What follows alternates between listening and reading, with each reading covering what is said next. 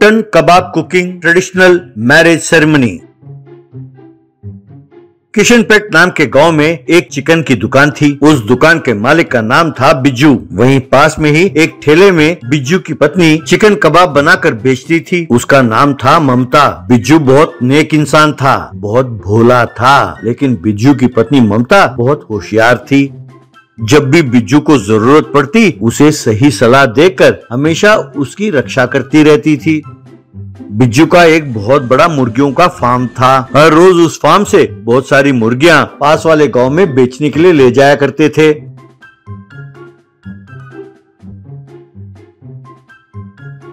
उसी गांव में एक धनवान रहता था, नाम था उसका ललित। वो बहुत बड़ा धोखेबाज था। उसके कई किस्म के धंधे थे।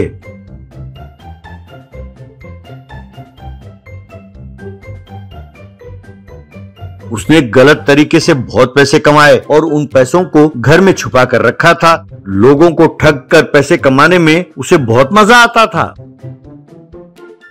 एक दिन वो बिज्जू के दुकान के पास आया। ललित बिज्जू से, बिज्जू भाई मुझे चिकन चाहिए, मैं उसी के लिए आया हूँ। तब बिज्जू, अरे ललित भाई, चिकन के लिए आपको आने की क्या जरूरत पड़ गई? हमेशा आपका नौकर आता है खरीदने। अगर आप खबर कर देते तो मैं खुद ही ले आता। कोई बात नहीं, आपको कितना चिकन चाहिए? ललित, मुझे 2 टन चिकन कबाब बना कर देना। तब ममता, क्या कहा ललित जी? 2 टन चिकन कबाब? इतना चिकन किस लिए ललित बाबू? ललित, मेरे बेटे की शादी है, मैंने इसीलिए सोचा कि खुद ऑर्डर दे जाऊं। इस महीने के 14 तारीख को उसकी शादी है। मेरी इच्छा है कि उस दिन घर आए मेहमानों को आपके चिकन कबाब का स्वाद चखाऊं। इसका कितना खर्चा होगा? एडवांस में आपको कितने पैसे चाहिए, या फिर काम हो जाने के बाद सारा पैसा दे दूं? तब बिज्जू, बेटे की शादी है, ये तो खुशी की बात है, पूरा 10 लाख रुपए होगा। तब ममता, एडवांस के तौर पर आप 2 लाख रुपए दे दीजिए, काफी है। तब बिज्जू, अरे ममता, तुम भी क्या कर रही हो? ललित जी से कोई एडवांस मांगता है क्या? एडवांस की जरूरत नहीं है ललित बाबू, शादी वाले दिन मैं कबाब लेकर आऊंगा। अब आप जाइए। उसके जाने के बाद ममता, क्यों जी, तुम तो उसके बारे में जानते हो, उस पर भरोसा नहीं कर सकते, उससे एडवांस लेना चाहिए था। तब बिज्जू, बेटे की शादी है कह रहा है, अब उसमें भी ये क्यों धोखा देने लगा? बट तुम तो हर बात पे शक करती रहती हो। इस तरह दोनों ने मिलकर शादी वाले दिन चिकन कबाब बनाना शुरू किया।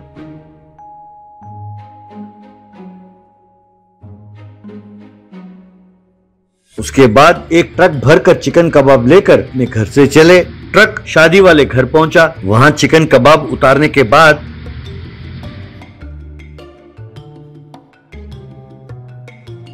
बिरजू, ललित बाबू, यदि आप हमें पैसे दे दें तो हम चलते हैं। ललित, पैसे? किस बात के पैसे भैया? तब बिरजू, क्या बात कह रहे हैं ललित बाबू? आपने ही तो 2 टन चिकन कबाब का ऑर्डर दिया था और आपने कहा था डिलीवरी होते ही पैसे दे देंगे। तब ललित, क्यों भैया, सवेरे सवेरे दारू पी के आए हो क्या? ये कबाब तो हमारे रसोई में बनी है, तुम साबित कर दो कि ये गलत है तो मैं तुम्हें पैसे देता हूँ। क्यों? ठीक है, अब शादी में आकर गड़बड़ मत करो, चलो जाओ यहाँ से। कहकर उन दोनों को अपने आदमियों से धक्का मारकर बाहर निकलवाया। घर पर बिज्जू दुखी हो रहा था कि कैसे उसे उल्लू बना दिया और पैसे ऐंठ लिए। तब ममता, तुम चिंता न करो जी, उससे पैसे कैसे निकलवाना है मैं अच्छी तरह जानती हूँ। फिर थोड़ी देर बाद शादी वाले घर के बाहर एक पुलिस की जीप आके रुकी। उसमें से कुछ पुलिस और एक डॉक्टर उतरे। एसआई लोगों से, भाई सब लोग ध्यान से सुनो, आज तुम ये जो चिकन कबाब खाने वाले हो, इसमें इस ललित ने जहर मिलाया है, कोई इसे ना खाना। सुनो मिस्टर ललित, ये डॉक्टर साहब इस चिकन कबाब का जांच करके बताएंगे कि इसमें जहर मिला है कि नहीं। यूं कहते ही डॉक्टर ने एक कबाब उठाया, उसकी जांच की और कहने लगा, हाँ, इस कबाब में जहर मिला हुआ है। तब ललित, बाप रे, चिकन कबाब में मैंने जहर नहीं मिलाया। वैसे ये चिकन कबाब हमने बनाया ही नहीं, ये तो बिरजू और उसकी पत्नी ने मिलकर बनाया था। तब बिरजू और ममता वहां पहुंचे। तब ऐसे ही, क्यों रे कमीने, तू इनको धोखा देना चाहता था, इसीलिए हम आए यहाँ पर ये नाटक रचाने, ताकि तुम्हारे कमीनेपन पर पर्दाफाश हो जाए। इस चिकन कबाब में कोई जहर नहीं मिला हुआ। आज शादी का दिन है, इसीलिए बच्चू तुझे मार नहीं रहे हम, पहले इनके पैसे इन्हें दे दो। तब ललित ने दोनों से माफी मांगी और उन्हें पैसे दिए। Bamboo boat fishing. समुंदर के पास जलपुष्पा नामक गांव था। वहां के लोग ज्यादातर मच्छी पकड़ के जीते थे। उस गांव में मछली राव नाम का धनवान था, जो मच्छी एक्सपोर्ट का व्यापार करता था। वो मच्छी पकड़ने के नाव को भाड़े में देता था। पकड़े हुए मच्छियों का दाम कम करके उन्हें खरीदता था। थोड़े लोगों को ये पसंद नहीं था और वो नाव खरीदकर मच्छी पकड़ने जाते, लेकिन मछली राव अपने आदमियों के सहारे उन नाव को जला देता। इस वजह से मछुआरे उससे डरते थे। उस गांव में सोनू शर्मा नाम का एक बूढ़ा मछुआरा था। वो मेहनत करके मछलियों को पकड़ता और उन्हें मछली राव को सौंप देता और पैसे ले जाता। एक दिन मछली राव से पैसे लेकर, साहब नाव का किराया 500 है, मच्छी केजी के 150 हैं, 10 केजी मच्छी के 1500 होंगे ना, तो किराया काटकर 1000 मिलने चाहिए मुझे, लेकिन आपने मुझे 250 ही दिया है। अरे ओ बुढ़ा हुआ आदमी, बहुत हिसाब रख रहे हो। केजी का 150 है, ये किसने बोला? मच्छी का भाव रोज बदलता है, पता नहीं तुम्हें? आज केजी का 75 रुपए है। ये क्या अन्याय है? मुझे जितना पता है केजी का इतना कम भाव कभी नहीं हुआ है। मैं बहुत दिक्कत में हूँ, कृपया मुझे थोड़े और पैसे दिलवाइए। बस मछली राव थाप करके उसे मारता है। क्या रे, ज्यादा बोल रहा है, चुपचाप चले जाओ, नहीं तो ये पैसे भी नहीं मिलेंगे, खबरदार, कहकर उसे डराता है। सोनू शर्मा वो पैसे लेकर वहां से निकल जाता है। एक दिन सोनू शर्मा का बेटा सुरेश शर्मा उस गांव का बैंक मैनेजर नियुक्त होता है। गांव वालों को बुलाकर, प्यारे गांव वालों, मैं अगले 3 साल तक इस गांव का मैनेजर रहूंगा। इस समय में मुझे जितना हो सके मैं आपकी मदद करूंगा। छोटे छोटे व्यापारी या व्यापार शुरू करने वाले लोगों को लोन दिलाऊंगा। मछुआरों को बोट लोन भी दिलवाऊंगा। कितने दिन किराए के बोट पे निर्भर रहोगे आप लोग? बेटा, तुम्हें हमारी गांव की परिस्थिति का अंदाजा नहीं है। हम यहाँ खुद का नाव नहीं चला सकते, मछली राव से ही नाव किराए पे लेना पड़ेगा। बैम्बू बोट फिशिंग, इतना ही नहीं, मेहनत करके मछली पकड़ के उन्हें ही बेचना पड़ता है। वो जो कीमत लगाते हैं वही लेना पड़ता है। यहाँ सिर्फ उनका हुक्म चलता है। उनको टक्कर देंगे तो खेल खत्म कर देगा। शांति से अपना काम करो और चले जाओ बेटा। क्यों ये परेशानी अपने सिर पे ले रहे हो? मेरी बात मानो।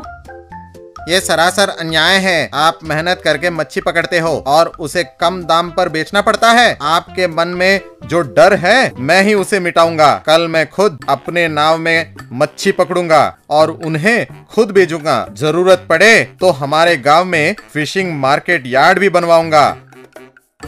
सुरेश ने जैसे बोला वैसे किया। अगले दिन छुट्टी लेकर बोट खरीदकर मच्छी पकड़ने गया।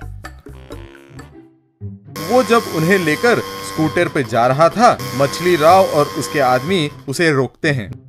नमस्ते मैनेजर साहब, आराम से एसी में काम करने के बजाय ये मच्छी के व्यापार में क्यों घुस रहे हो? मेरे धंधे में टांग अड़ाया तो तुम्हारे नाव की तरह तुम भी जल जाओगे, खबरदार।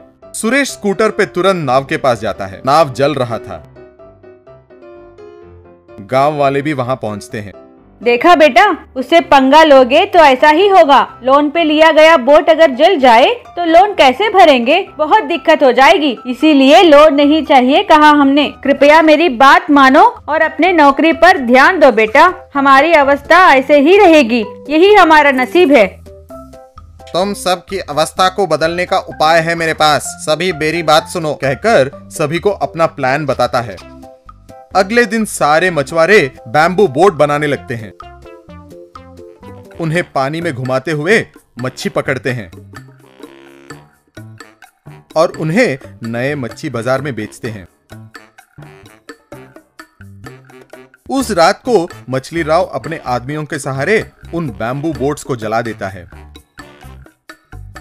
अगले दिन समुद्र किनारे देखा तो मछुआरे फिर से बैम्बू बोट्स बना रहे थे। आओ कमीने, मुझे पता था कि तुम नाव जलाओगे, इसीलिए मैंने इन्हें बैम्बू बोट्स बनाने के लिए बोला है। तुम जितने भी जला लो, फिर से ये नए बना लेंगे। इसमें ज्यादा वक्त भी नहीं लगता। चाहे तो एक एक्स्ट्रा नाव घर पे भी रख लेंगे। तुम क्या उखाड़ सकते हो? तुम्हारी ये हिम्मत कि मुझे ही टक्कर दे रहे हो? ओए, उड़ा दो इन सबको। अरे ओ लफंगे, तुमने जो हमारे नाव को जलाया था वो पूरा सीसीटीवी कैमरा में रिकॉर्ड हो गया है। उन्हें कलेक्टर और पुलिस को भेज दिया है मैंने, वो आते ही होंगे। इतने में गांव वालों की एक इच्छा है जो उनके आने से पहले वो पूरा करना चाहते हैं। माय डियर फिशरमैन, आइए और आपकी इच्छा को पूरी कर लीजिए। कहते ही सभी लकड़ियों से उन्हें थाप थाप थाप करके खूब पीटते हैं। वो सब उई माँ कहकर चिल्लाने लगते हैं। इतने में कलेक्टर और पुलिस वहां आते हैं और उन्हें थाप थाप करके मारते हैं और उन्हें अरेस्ट कर लेते हैं।